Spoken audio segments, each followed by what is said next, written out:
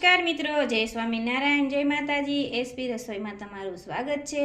આજે આપણે બનાવશું મમરાના લાડુ, જે ઉત્તરાયણમાં આપણે બનાવતા હોઈએ છીએ।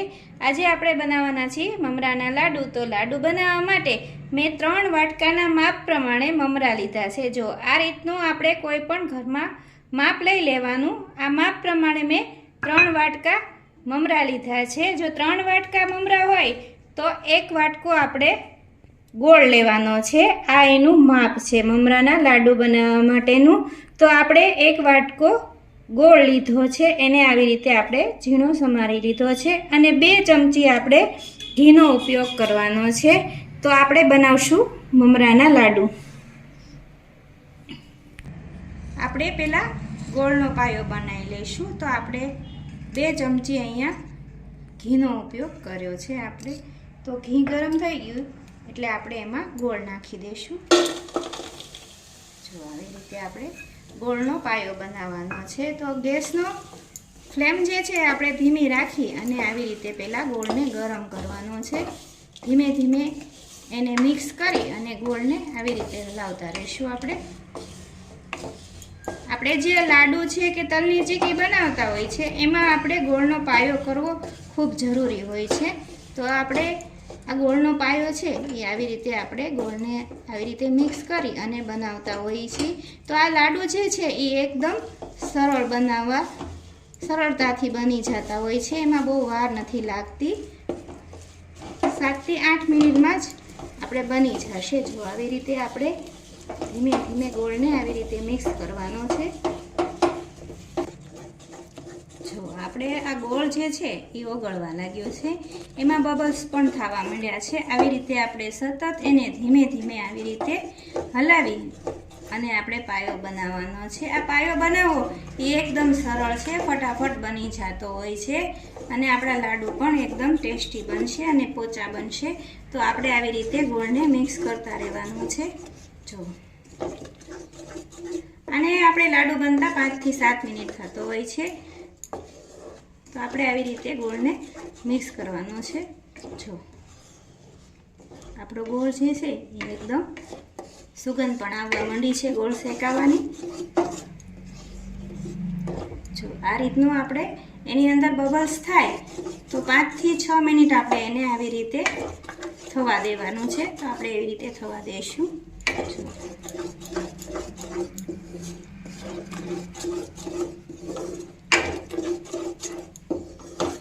આપણે આવી રીતે મિક્સ કરી અને ધીમે ધીમે આપણે ગોળનો પાયો લાવશું।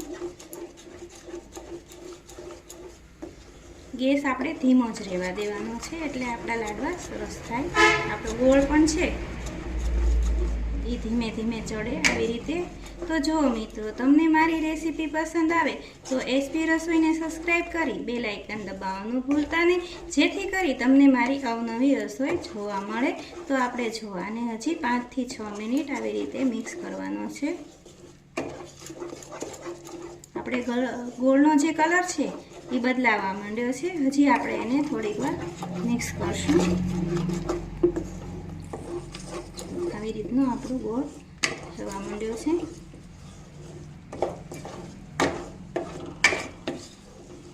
હવે જો આપણો જે ગોળનો કલર છે એ એકદમ સરસ થઈ ગયો છે અને હું તમને બતાવું કે જો આવી રીતનો આપણો ગોળ થઈ જાય અને એમાં આવી રીતે બબલ્સ આવવા માંડે એટલે આપણો ગોળનો પાયો થઈ ગયો છે રેડી। તો આપણે ગેસ બંધ કરી એમાં મમરા નાખી દઈશું આપણે। જો જે મમરા લીધા હતા એ પહેલાં આપણે થોડાક નાખી અને એમાં મિક્સ કરી લઈશું।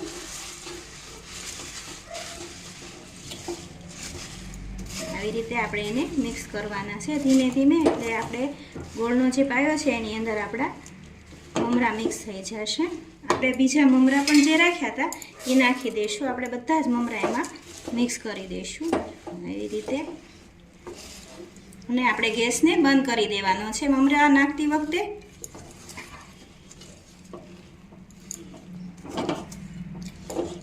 આવી રીતે આપણે બધા જ મમરાને મિક્સ કરી લેવાના છે। આ મમરાના લાડુ જે છે એ એકદમ પોચા બનશે।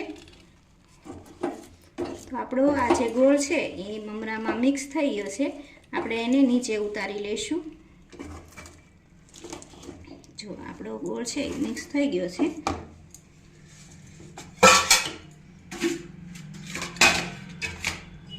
હવે આપણે એને નીચે લઈ લઈશું. આપણે મમરાને આમાં જ રહેવા દઈશું, કેમ કે આપણો જો લાડુ ન બને તો આપણે એને ફરી ગરમ પણ કરી શકીએ છીએ. તો આપણે આવી રીતે નીચે લઈ લઈશું એને.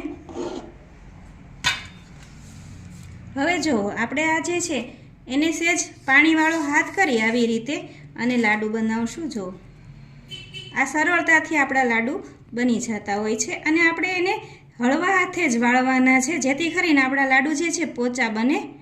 આવી રીતના આપણે જે સાઈઝના રાખવા હોય એ પ્રમાણે આપણે બધા જ લાડુ બનાવી લઈશું અને હળવા હાથે જ બનાવવાના, એટલે એકદમ પોચા બને. તો આપણે બીજા લાડુ પણ આવી રીતે વાળી લઈશું. જો આ સરળતાથી આવી રીતે વળી જતા હોય છે, કેમ કે એનો પાયો બરાબર આવ્યો હોય તો આપણે ગોળના લાડુને આપણે પાણીવાળો હાથ પણ નથી કરવો પડતો. જો ફટાફટ બની જાય છે. આ લાડુમાં જરા પણ વાર નથી લાગતી કે મમરા છૂટા પણ નથી પડી જતા. તો આપણે બધા જ લાડુ આવી રીતે વાળી લેવાના. જો તમે જોઈ રહ્યા છો કે આપણે પાણીવાળો હાથ પણ નથી કરવો પડતો અને સહેલાઈથી આપણા લાડુ જે છે એ એકદમ સરસ બને છે. જો આપણે એક વખત પાણીવાળો હાથ કર્યો, હવે કરવાની જરૂર પણ નથી પડતી અને સરળતાથી આપણા લાડુ જે છે એ એકદમ સરસ બને છે. જો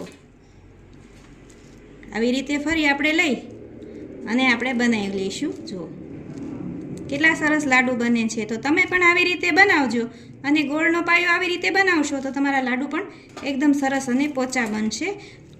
અને આપણે ગોળનો પાયો બનાવવામાં ફેર થાય તો જ આપણા લાડુ બનતા નથી. તો આપણે તમારે જે માપના લાડુ બનાવવા હોય એ માપે આપણે આવી રીતે બનાવી લેવાના છે. જો કેવા સરસ રીતે વળે છે લાડુ. જો આપણે આ લાડુ છે એ આવી રીતે બધા જ લાડુને આપણે બનાવી લઈશું. તો આપણે આ જે લાડુ છે એ બનાવી અને ઉત્તરાયણની મજા લઈશું. તો આપણે બધા જ લાડુ આવી રીતે વાળી લઈશું. તો તૈયાર છે આપણા ઉત્તરાયણ સ્પેશિયલ મમરાના લાડુ. તો જુઓ આ તૈયાર થઈ ગયા છે. આપણે એને સર્વ કરશું આવી રીતે.